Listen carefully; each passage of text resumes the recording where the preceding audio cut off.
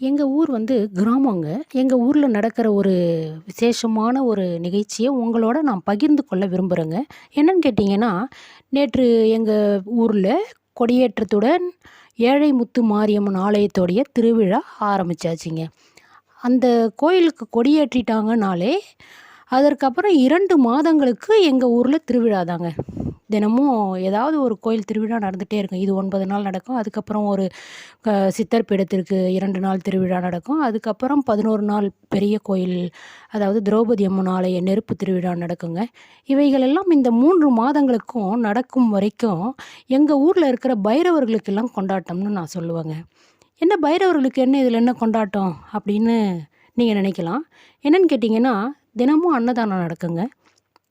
மதியம் 2 மணி வரைக்கும், 12 மணிலேருந்து 2 மணி 2:30 வரைக்கும் அந்த சாப்பாடு தீர்ற வரைக்குமே அன்னதானம் நடக்கும்.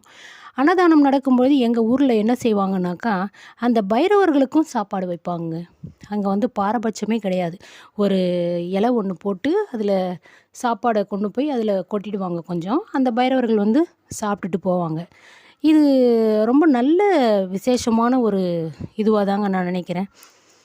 நீங்களும் உங்கள் ஊரில் இது போல் திருவிழா நடக்குதுன்னா, எவ்வளவோ 1000 பேரை கூட்டி அன்னதானம் போடுறாங்க, அன்னதானம் வழங்குறாங்க. அதில் ஒரு 10 பைரவர்கள் சாப்பிடுவதால் என்ன நமக்கு வந்துட விழ போகிறது?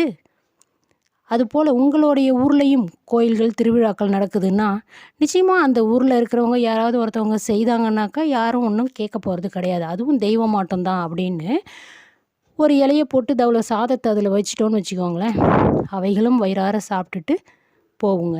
அவைகளுக்கும் அன்னதானம் வழங்கின மாதிரி இருக்கும். எங்கள் ஊரில் இதுதாங்க விசேஷமாக நடக்குது. பிடிச்சிருந்தால் லைக் பண்ணுங்கள். பார்க்கலாங்க அடுத்த வீடியோவில்.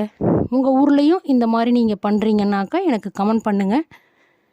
நல்லதே நடக்கும் அப்படின்னு நான் நம்புகிறேங்க.